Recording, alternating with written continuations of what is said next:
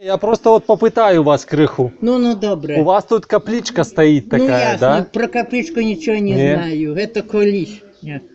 Давно. А чули, може, тут колись могилки были? Навіть двое. Де? Это 19 століття. Не знаю. С двух сторон еще. Не чули такое? Не знаю. А А що? які ж де могилки? Сейчас я вам скажу.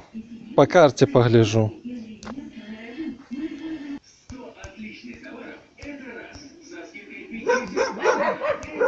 А девушка що, помогає? Да.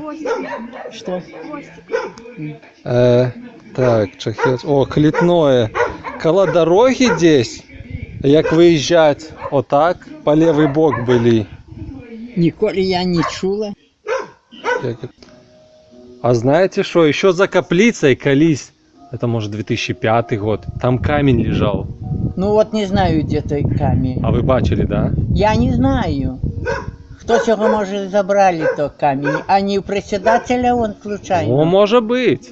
А вы бачили той камень? Не, за я каплицей. не знаю. А тебе камни надо? Не, просто интересно, бо там написан год А, старый. а то десь он там и лежит, наверное. Уже нема? Нема, забрали. Был. Был. Ну, глядели там, помню что-то. А у вас тут камни лежат, это что за... Карьера. Карьер коло Степанюка, там за вашей бабой. Ага. Надею, там Да. карьер.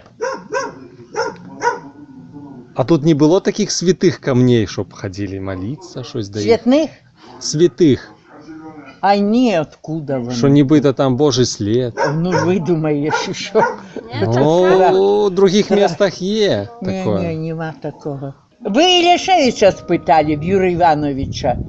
Он тут живе? А он у Пружанах живет, на Урбановича. А сам отсюда?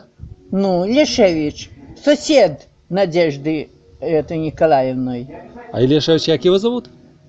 Ілішевич Юрій Іванович. Юрий Иванович. Вон з 24-го года, то он, може, більше знає. Это он там в квартирах живет, их многоэтажка?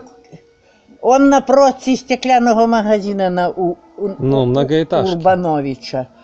Там сколько этажов? 5, наверное? Да, 5. В том доме.